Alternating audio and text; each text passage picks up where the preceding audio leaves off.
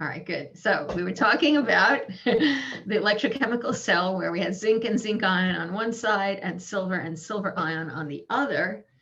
And we know that it undergoes a reaction where zinc gets oxidized and the silver ions get reduced. And we calculated the delta G for that already. But now what we're going to do is consider what happens when we run that reaction in two very different ways. And the two ways are written down here. One is if we were to run it, quote, reversibly. So those electrons are going very slowly through those wires, and it's very controlled, slow. It's in that cell, okay? But now the other way is to not have that electrochemical cell. So no electrochemical cell. Just mix it all together. Just throw in everything. And, you know, it's going to go faster. It's going to be less controlled.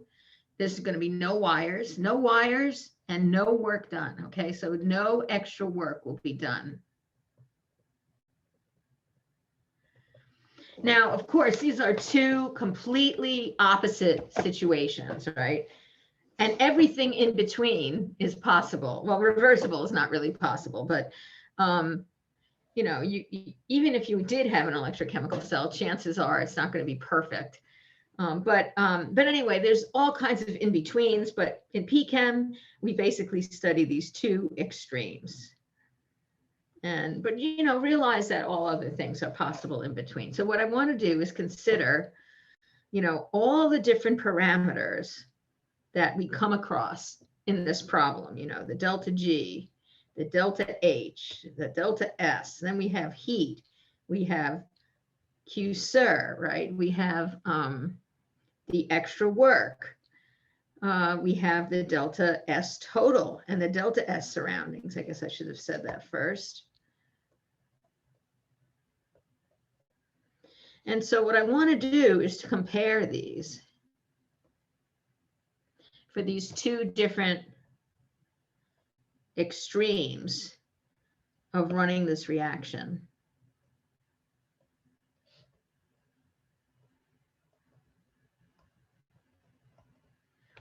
Okay. All right, so I'm going to go to the first page. And this is about how much heat is generated for these two cases. Okay, so remember that we have two different relationships, which I'm going to review right now. So when there is no extra work, okay, and at constant pressure, so when there's no extra work, we know that delta H is equal to the heat that flows at constant pressure. And I redid that derivation last time. But like I said, it does have that hidden condition of no extra work. Now, in the reversible case, we have that the maximum extra work is done. When any extra work is done, then instead of having this relationship, we have that delta H is QP plus the extra work. So we'll have to account for it. So if we turn this around and solve it for Q, we have that QP, which at constant pressure, is delta H minus the extra work. So it turns out that the amount of heat that flows in a situation when extra work is done is different from what happens when no extra work is done. That's a very big part of this, of what I'm doing today. So if the zinc silver ion reaction was run reversibly or run spontaneously, what is the value of delta H? Is it the same or is it different? And this is a pretty obvious question, I think, because we know that enthalpy is a state function, right? So that means that delta H is path independent. So extra work done, you get delta H. No extra work done, it's the same delta H. All right, so that is not going to change. So let's figure out what that value is. All right, so here are the things we need to know. This is the reaction, and this is the two different heats of formation that we need to know in order to figure this out, because we don't need to know it for silver or for zinc because they are elements in their stable forms. So delta H0 for this reaction is just the delta HF0 for zinc ion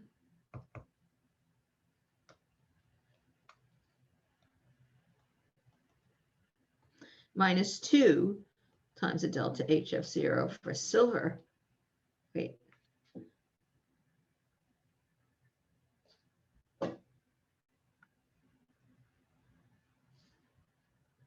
Silver ion, yeah. I don't know why.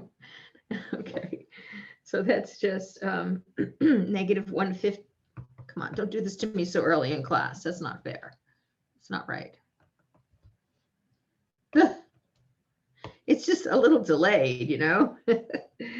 Minus 153.89 minus 2 times 105.58. So that's negative 365, very exothermic, this reaction. So that's it. Delta H0 for the reaction is minus 365.05. It's a large negative delta H. Did I say delta G? I meant to say delta H. Okay, so getting back to the question that we were dealing with, we're talking about if you're running the reaction reversibly or spontaneously. Okay, will Q be the same? And the answer to that is no, because we've just put down what the Q values would be given two different expressions, right? So if the reaction runs spontaneously, we can go back here. When no extra work is done, the Q is just the delta H. So this is just the delta H, which is delta H0. We're talking about the standard, at standard conditions. And the value, which we just calculated, is minus 365.05. So, okay, so good so far. But now, what happens if we run the reaction reversibly? In that case, the maximum extra work is equal to the delta G. So that's what goes in here. That's what it equals. And we are going to take the delta H0 and subtract that to get the Q, right? Because if there's extra work, there's a different expression for the heat that's released. So this is the delta H0 minus the delta G0, because that's what this is, okay? So that the calculated value of this heat,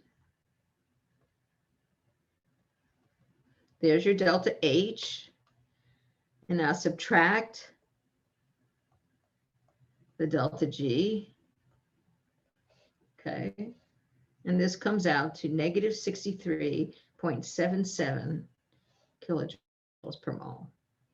So there's something very big, a very big deal on here, okay? Here's a very big deal. This is the heat that's released up here. That's the heat that's released if the reaction is run spontaneously. And this is the heat released if it's run reversibly.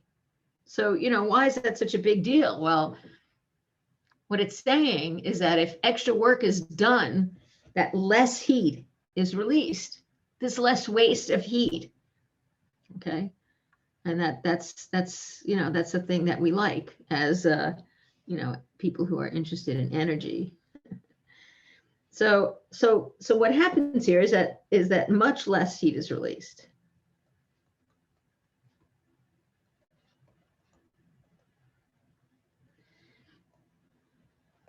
When the reaction is run reversibly. So there's much less waste. When something is done reversibly, there's no waste, okay? And what do you think about that release of heat? What is that going to do to the overall entropy, right? Because that's releasing heat into the surroundings. That's going to make the entropy change to the surroundings go up compared to what it is in the reversible case. All right, so let's go and figure that out because that's what this last page is about. So what about delta S? Is it the same or is it different? Everyone should know that answer, right? It's going to be the same. And that's because S is a state function. So delta S is path independent. So the thing is, yes, it's the same. So let's figure out what that delta S is for this reaction. Okay, so the delta S0 is, okay, so here's the reaction here again. So it's S0 of, well, now we have to actually use both of these because these entropies these are not standard entropies of formation. They are absolute entropies, and they are not zero unless we had hydrogen ions here with that crazy zero. Plus 2 S0 of silver minus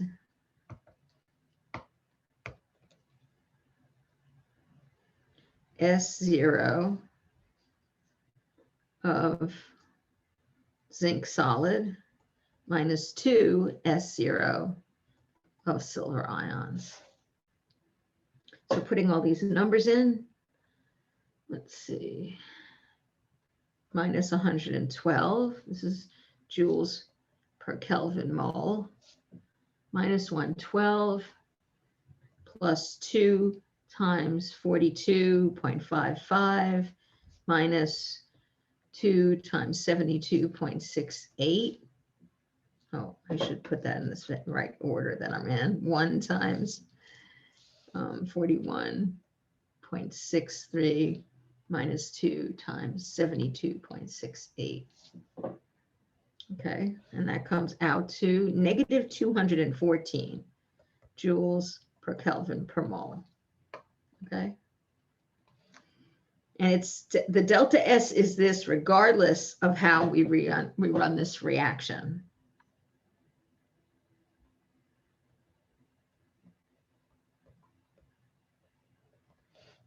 Okay. So the thing that's going to be different is this delta S surrounding. It's going to be very different. And the reason is because Q is different. So will delta S sir be the same in the reversible and the spontaneous case, or will it be different? And why? Okay, so we know that Q sir is always the negative of the system's heat or heat flow to or from the system. So since Q is different, right? In one case, it's the delta H. In one case, it's the delta H minus the extra work. Since Q is different, Q sir will also be different.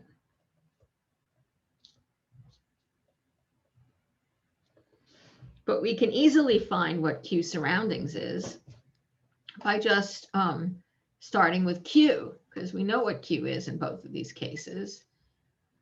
And we're just going to use that. So what is the value of Q sir for each case? All right, so for the spontaneous case, this is minus Q, which is really minus QP. And this was the case where there was no extra work. So this was minus 365.05. Oh, sorry. So the Q, this was minus 365. So this is the negative of that,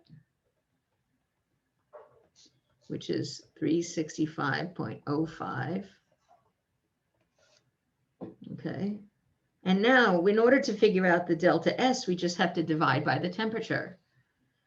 Of course, that assumes the temperature is constant, but we've already assumed that. So we have 365.05 divided by 298.2, let's call it. So this is kilojoules per mole per Kelvin. This comes out to 1.224 kilojoules per Kelvin mole. But when we write entropies, we generally don't use that unit. We use joules per Kelvin per mole. So that is one enormous delta S surroundings. Very large. And that makes the delta S total. Well, the delta S, did I calculate that as negative 214?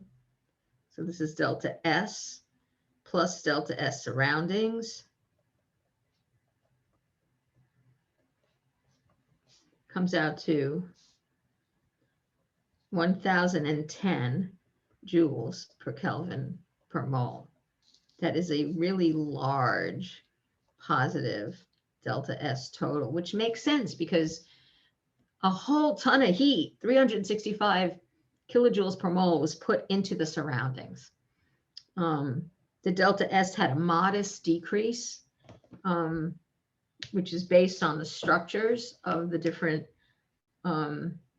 things that formed. I guess I would, if we looked at the reaction, I would say that we have 2 silver ions plus a zinc solid goes to zinc 2 plus 2 silver solid. And I guess that the loss of these aqueous ions was more important than getting 2 moles of a solid for 1 mole of a solid. So this is why the delta S is negative, I would say. So we have a modest decrease in disorder in the system.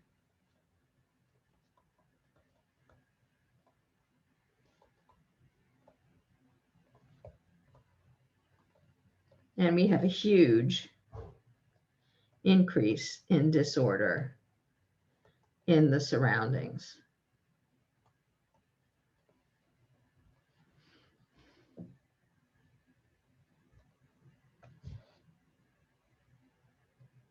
Yeah, it worked. So how are we doing so far on this? Everything seems good. All right.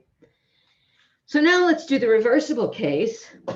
So Q sir again is minus Q, but here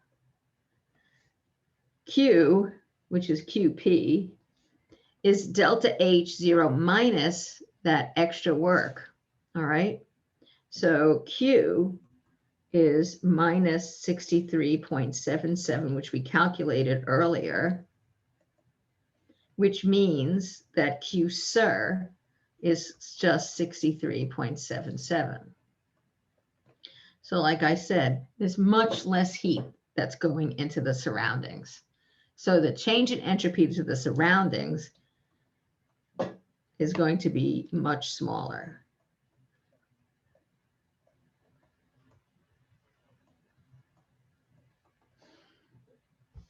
And look what happens when you do this calculation. You get positive 2.2139 kilojoules per Kelvin, which when you convert it to joules in 3 sig figs is 214 kilojoules. That's your delta S surroundings for the reversible process. So then when you add the delta S that we already calculated as negative 214 plus the delta S surroundings of positive 214, you get 0, like you should, okay? Because this is a reversible process. So there is no net gain in entropy. All right, so I'm just going to show you the results all together, which is on the last page of this handout. I don't know if you had a chance to print it out or you're just writing like mad. I hope the former, not the latter. Okay. So here's a summary. All these are per mole quantities. I know this isn't the most gorgeous of slides, I have to say, but I'm just going to draw a line here. Ah.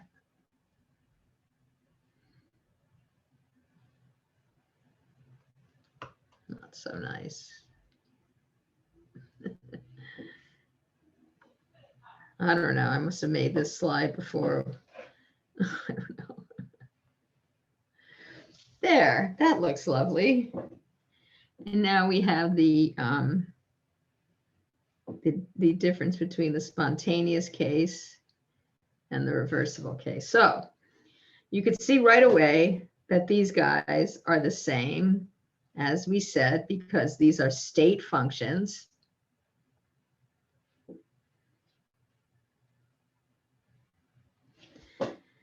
But everything else is different. Here we have no extra work when it's completely spontaneous. When you throw these things in together, it just gives off an awful lot of heat. That's the heat that's leaving the system. This is the heat that's coming into the surroundings. The delta S surroundings is an enormous positive number.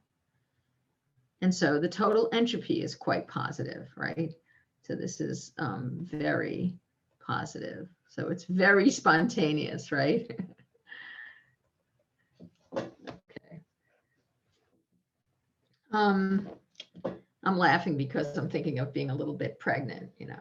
You can either be, you know, it's either spontaneous or it's not, it's pregnant or not. Well, anyway, I actually know someone who recently found out, about a month and a half ago, found out she was pregnant, didn't realize it until she was like between 5 and 6 months pregnant.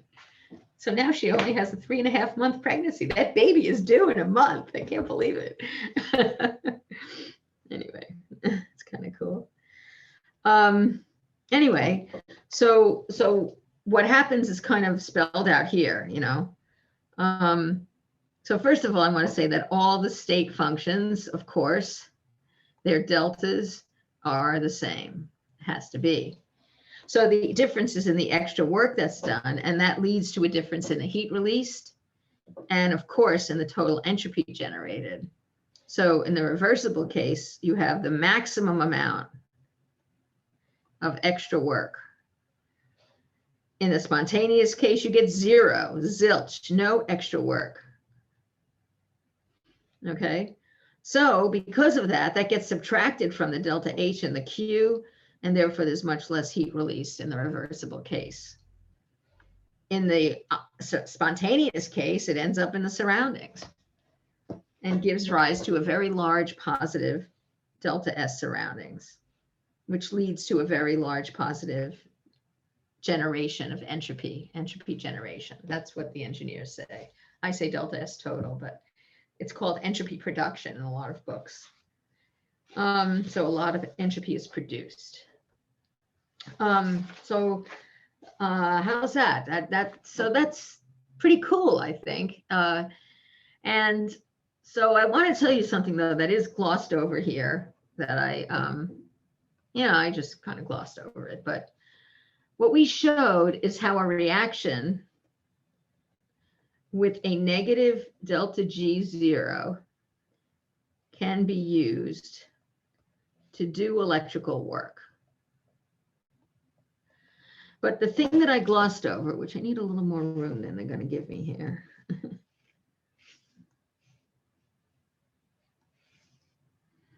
So the thing that I glossed over, I didn't quite gloss over, I mentioned it a couple of times, was that the delta G0 is the maximum extra work that the system can do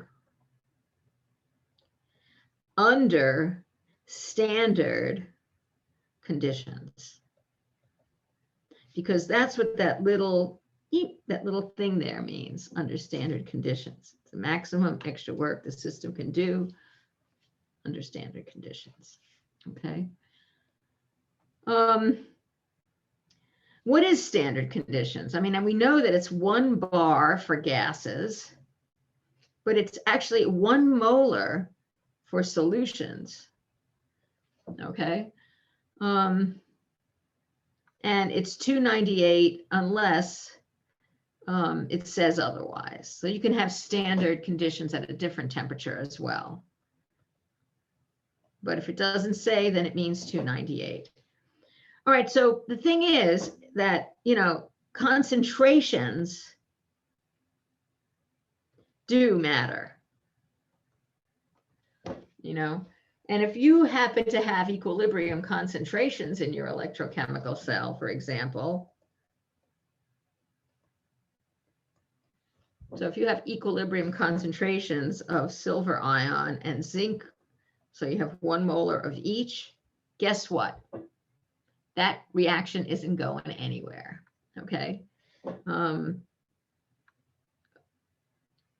So if you're at equilibrium, there will be no extra work will be done. And that's because there will be no net reaction in either direction.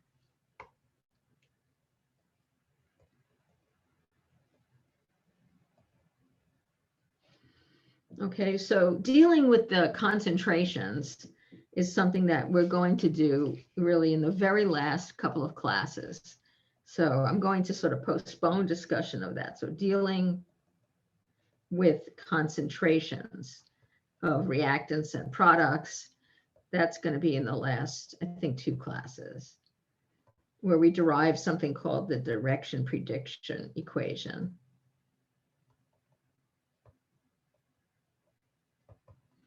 So I'm going to, just leave it to then. Okay, but so what I'm basically giving you is what happens under standard conditions.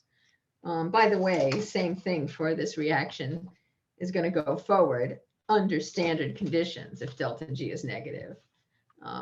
Anyway, so there's that. That's going to become pretty, hopefully pretty clear later on.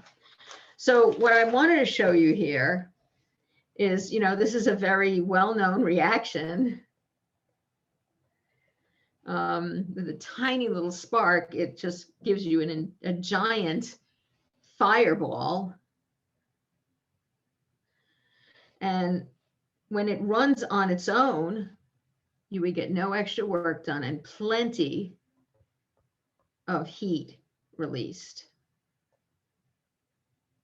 By the way, this is the reaction, if I put in the phases, it's almost the reaction, that's the heat of formation of water. This is the heat of, you have to divide everything by 2, you'd have the heat of formation of water, which is a very exothermic process. So how could you get work out of that system? And, I didn't want to do even any kind of a unit on getting extra electrical work without showing you a hydrogen fuel cell, okay? So in the other example, how did we get work out of that silver ion, silver ion, zinc ion system was to separate the zinc and the silver ion. And that's really kind of what's done in a fuel cell. So this H2 and O2 with the line in between it, that's something I superimposed on top of the picture of the fuel cell. Well, this middle part was already there, but I just want to emphasize that you need to separate the hydrogen and the oxygen. That's the only way that you're going to force this to generate some work. So on this side, there's a catalyst that causes the H2 to split. So you get protons and electrons, but the electrons can't get through this membrane that the protons are going through that membrane, but the electrons can't get through. So they're sort of forced to go around through this wire. All right. And then that's how electricity is generated. And then on the other side, other stuff happens. The hydrogen ions plus electrons combine with oxygen from the air and make water. But the reason why this was able to generate electricity is the separation of those reactants. So yeah. And of course, you don't want them to come together when they're separated, or you might have an accident. Is that what happened on the Challenger? I don't know, I'm not sure, but I thought so. Anyway, so I wanted to tell you that what we've done in this problem, this business of, how we started with the delta H and we calculated the delta G, then we found the different heat, and we did it for the reversible and the spontaneous. Then we dealt with the delta S and the delta S surroundings and the delta S total. I have a couple of problems, and there's a couple of, I just posted a short homework assignment. Oh, I think I put it in a crazy place, but so this is assignment 5 that I just recently posted. So these 2 problems here, problem 1 and problem 2, are really the same procedure that we just did. for that zinc silver ion reaction. So it's really the same steps. So you can use that handout and just do exactly what we did there. All right. And so that's what these two problems are. And then this one is just a heat engine problem. So the only difference here is it's talking about the work produced. Oh, it talks about the rate of work produced. So that's just the work divided by the time. So it's really not much of a stretch, I don't think. So that's 3 problems in assignment 5. Okay, go back. Actually, I'm in the right place. Hold on. Okay. So the rest of the time today, I'm going to talk about another kind of electrical work, which is chemical work. And that's where I mentioned last time that reactions with negative delta Gs can be used to drive reactions with positive delta Gs. I'm not even going to put the 0 there because I'm just not. Okay, so a reaction with a negative delta G is spontaneous. Reaction with a positive delta G on its own would be non-spontaneous. But when you couple them together, if you end up with an overall delta G 0 that's negative, then it will be spontaneous. And you know where this happens all the time. This happens all the time in biology and biochemistry. I guess I would call it all biochemistry because it's a part of biology that's really chemistry. Okay, where the heck is this thing looking? Okay, so I'd like to focus on a reaction that you've, I'm sure, heard of. And we're really looking at this reaction sort of schematically, although I do show you a lot of details about it a little bit later. And that is, this is the hydrolysis of ATP to ADP and inorganic phosphate. That's what this is.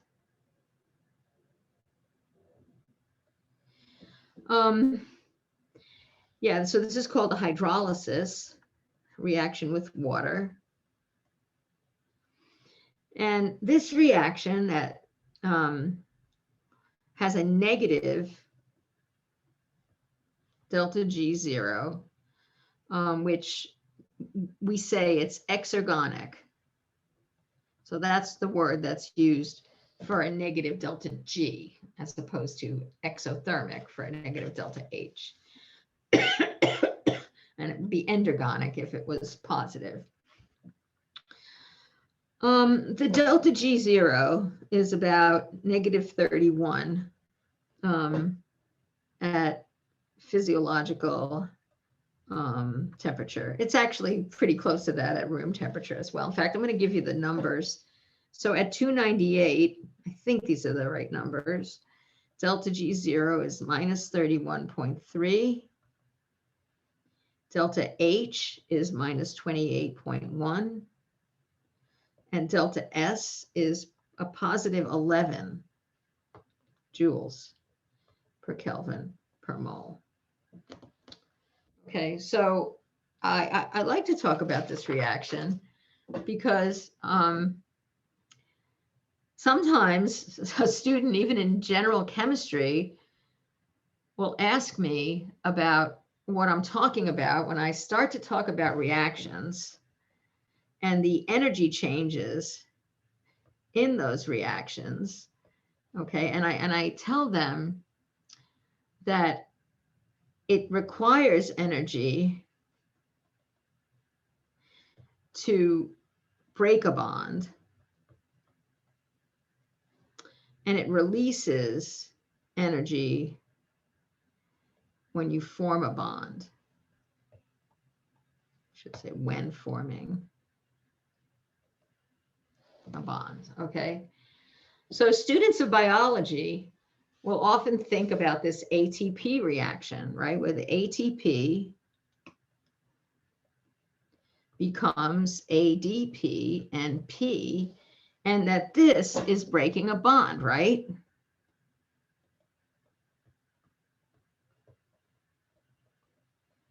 Right? There's a phosphate bond that breaks.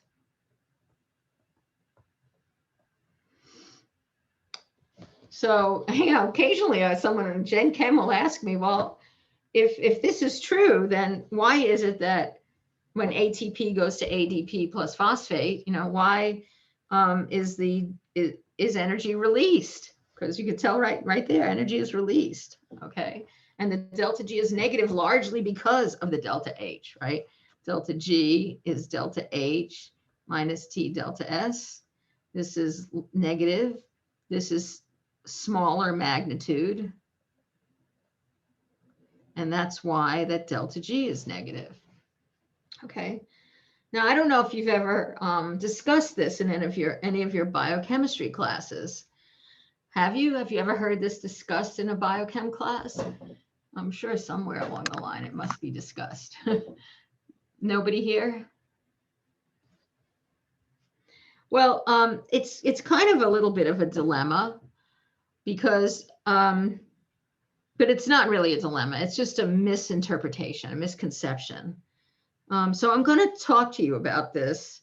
And if you already know the reasons why this has a negative delta H, that's great. You just have to, go get yourself a cup of coffee or something. If not, I would like to go over the reasons. So these are the reasons why the overall, the delta G0 and the delta H0 for the overall reaction of the ATP hydrolysis, why delta G and delta H are both negative, even though a bond is breaking. Okay. So I'd like to show you the structure now. So here's sort of a model of ATP. And I do remember a long time ago when I was in high school, I remember picturing, they draw this bond sometimes and they make it red, and they tell you it's a high energy bond. Well, I don't know about you, but when I heard high energy bond, I pictured, breaking this bond and all this energy pouring out. Okay. And honestly, that stayed with me because it was such an image. So this bond gets broken and energy, I wouldn't copy this down because this is just wrong. Okay. This is a wrong conception. Energy does not get released when you break bonds like this. It's just, I think this leads to a lot of misunderstandings among students. All right. This is really not true. Okay. Energy doesn't pour out of a broken bond, but that's the way I thought about it in high school. But what does high energy really mean? It means that this is a very weak bond. It's very unstable. It doesn't take much energy to break it.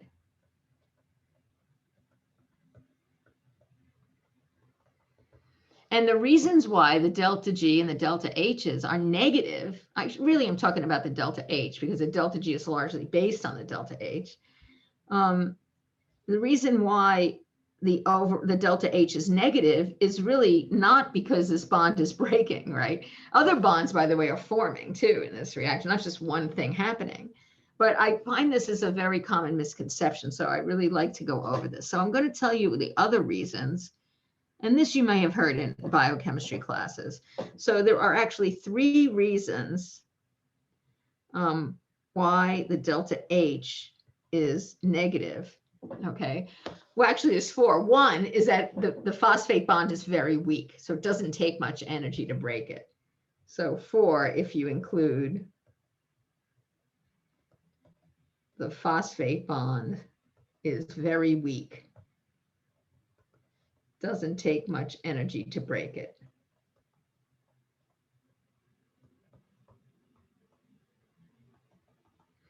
Okay, so here are the other reasons that I'm going to go over. All right. So here's the first reason. Okay, so the diagram above here. So look at these negative charges here. Each of these oxygens with a negative charge, each of them has 3 lone pairs. So you end up with a formal charge of -1. So we have formal charges of -1 on each oxygen. Well, that's not quite right. That more accurately, at a pH where you find such molecules, in biology, pH of 7.3, you actually don't have 4. You have an average of 3.3 negative charges on the ATP, not 4. And also, this shows 2 negative charges on the phosphate and 3 on the ADP. But in fact, none of those are right, okay? Instead, this is 2.8 instead of 3 and 1.6 instead of 2. Well, even though there's 3.3 and not 4, that is still a lot of negative charges for one molecule to handle. This is a lot. There's lots of repulsion between these negative charges. You have 3.3 on one molecule. That's just a lot. So ATP with 3.3 negatives on one molecule, even though it's a big molecule, has considerable electrostatic repulsions, and that destabilizes the ATP because those charges are very close together. So that's another reason why you start out with, a pretty high energy. And so what happens is in the ADP, so in this molecule here and in this one here, in the ADP and in both of these, the charge is more spread out. So you had 3.3 charges here, and here you have, let's see, 2.8, 3.8, you have more spread. I'm just going to write more spread out negative charges. Okay. So the negative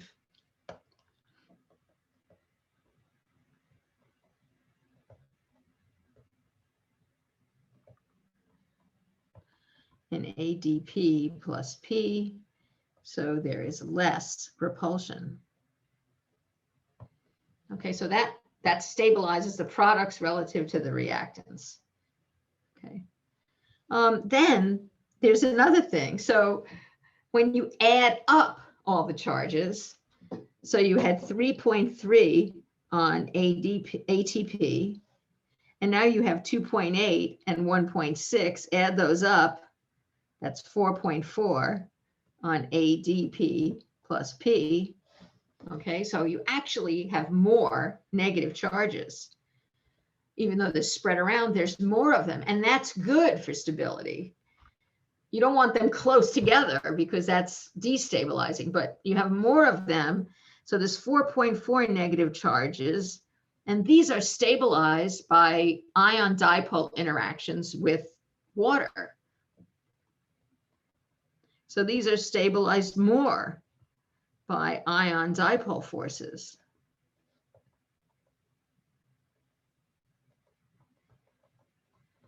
So that's another reason you would have less ion dipole forces here,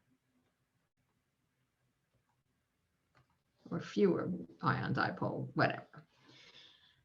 So that's the second reason why the products are more stable. And the third reason is because of resonance, that the products have a greater resonance stabilization. So here we have the ATP, here we have the ADP plus P, or at least an illustration of part of it. I think it's not the whole thing.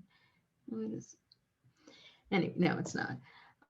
But you could see that this oxygen in the middle here doesn't have any delocalization associated with it. Whereas when these are two separate molecules, you have much more delocalization. So you have more spreading out of the electrons. And that's due to resonance. So this also stabilizes the products relative to the reactants. So for those three reasons, and the fact that the breaking that phosphate bond doesn't require a lot of energy because it's a very weak bond. And also, let's not forget that there are other bonds that form in this reaction. Very seldom is a reaction just like karate chop the one bond. I guess I could think of N2O4 going to 2NO2, where there's really just one bond that's breaking and really not much else going on. At least I think so, my naive point of view. But basically it's those three things that stabilize the products and the fact that the phosphate bond is weak. So let's see here.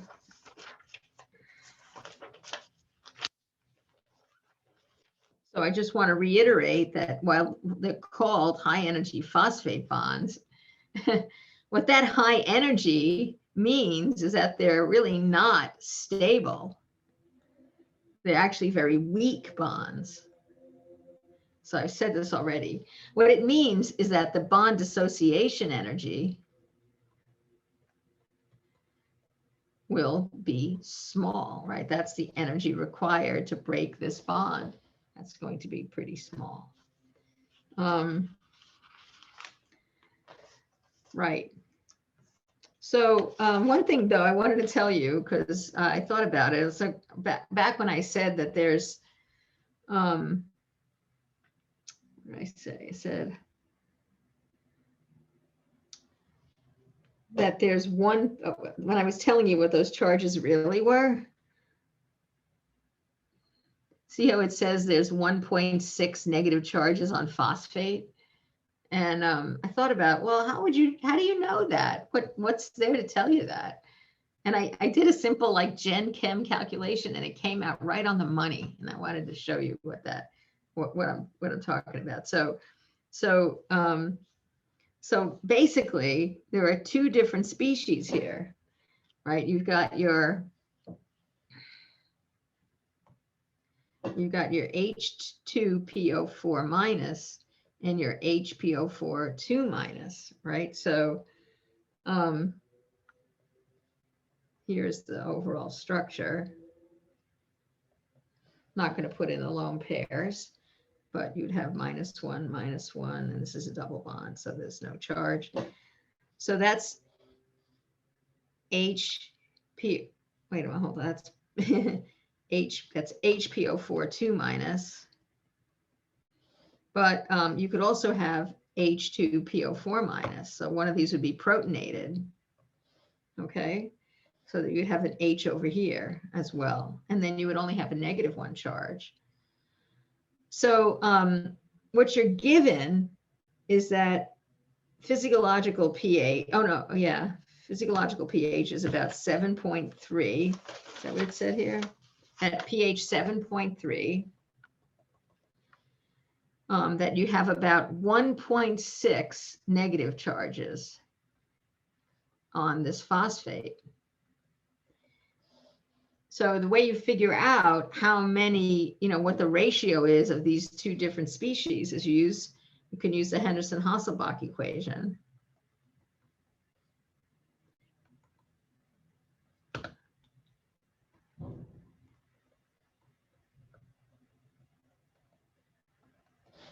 Okay, and this would be the pKa of H2PO4 minus, which is the second ionization of H3PO4, which the pKa is 7.12.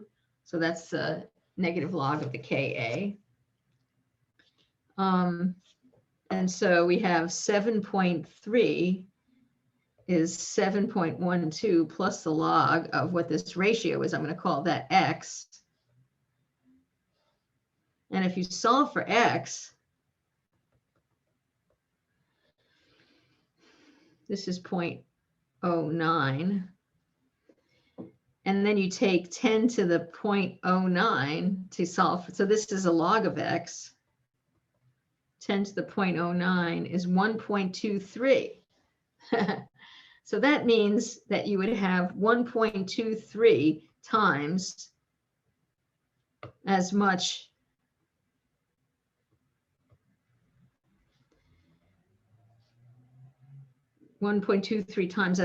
HPO4 minus as H2PO4 minus.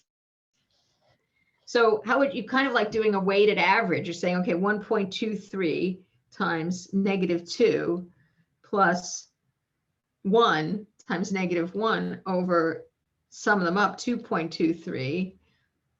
And then, of course, I don't need to bother with these signs. I'll just make it negative at the end. It comes out to 1.55, which is 1.6 approximately. So I think that's how they figured out that it'd be 1.6 negative charges. I don't know, is that something that you ever do in biochemistry class? Probably, no? No? You know what I'm talking about? Anyway, I just thought that was cute. All right, anyway, could be completely wrong, but I don't think it's wrong. All right, I just have one more thing to tell you. You know, we know that this ATP hydrolysis is all over biology,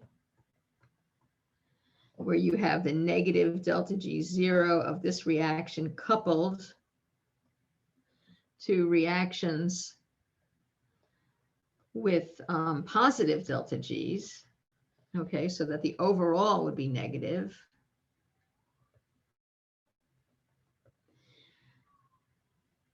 But of course, we have the opposite happening as well.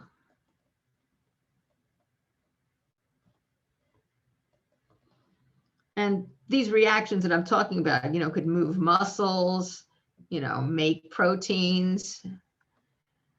There's just so many reactions that would happen in cells that would need to have, to be coupled with something spontaneous in order for it to be spontaneous. So by the opposite, what I mean is that ATP can be generated from ATP and P, which has a positive delta G0. And this is by coupling to reactions with negative delta G0. And this is how you can build up your ATP, okay? And of course, a big series of very complicated reactions that allows this to happen would be cellular respiration, right? Now, cellular respiration, the overall reaction is just like glucose plus oxygen goes to CO2 and H2O. But if they actually ran the reaction like that, how many ATPs could you generate? I mean, this has a large negative delta G0. But if you allow this to run spontaneously, how much extra work are you going to get out of that? You're not going to get any chemical work out of that. All you're going to do is generate a lot of heat. It's combustion after all, okay? If you allowed it to run spontaneously, you'd get tons of heat coming out. And you would generate 0 ATP. But of course, we know, especially if you studied biochemistry, that this is not how this reaction happens. It doesn't just happen all at once. It's very, through evolution, very carefully controlled. And this reaction of cellular respiration does not just happen all at once. There are many, many steps. And in some of those steps, the reactions are coupled to the ADP plus P, the generation of ATP. And that is the extra work that's done, the chemical work.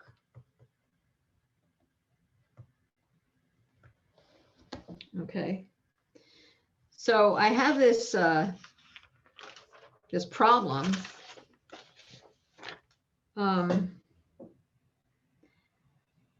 Which allows you to do, it's a problem, it's actually the same type of problem that zinc ion and silver, or actually zinc and silver ion reaction. It's the same type of thing. But what it does is explore how much chemical work, which you could use for all sorts of reactions, say in the body, could be generated from 1 mole of palmitic acid, which is a fat. Okay, so here's the formula of palmitic acid. It's this giant long chain hydrocarbon, 23 oxygens with a lot of carbon dioxide. So this is the overall reaction. But so it considers running this reaction without any extra work. And then if the maximum extra work would occur, which, the body is never going to get everything it can out of it.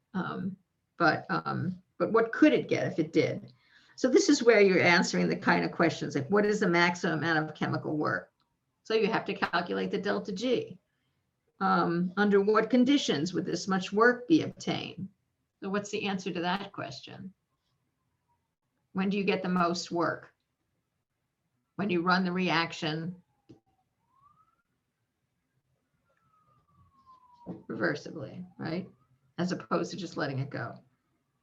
So this asks you to find all these things if it will run reversibly, constant temperature, blah, blah, blah. Now, I'm not going to assign this as I'm not going to give this to you as a, you have to do it problem, okay? So I'll let you do it. And I'll sub out a missed special problem. So you don't actually even have to do it, but you really should do it, right? Because to study, just to get more practice.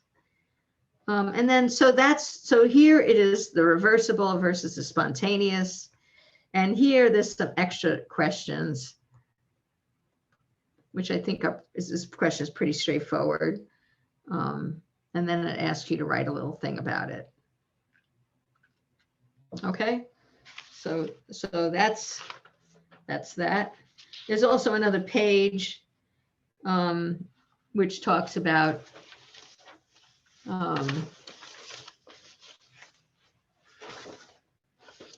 just gives you a little more information, which I don't have it here, but it just talks in general about this phenomenon.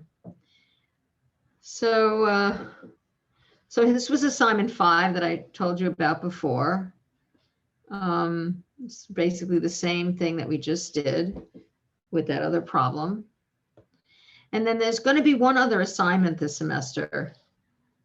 This box here sort of shows you what we do, what we're going to do from here on in.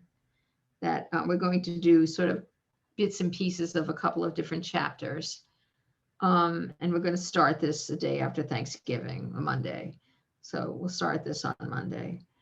I am going to give you a quiz.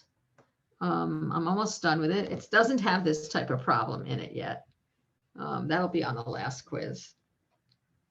But I'll email it I don't know, probably tomorrow, probably or Friday. It's hopefully it'll happen pretty soon. Yeah. And then we'll just have one at the end of the semester. Yeah. How you doing? Getting tired? I'm getting tired. Anyway. Any questions?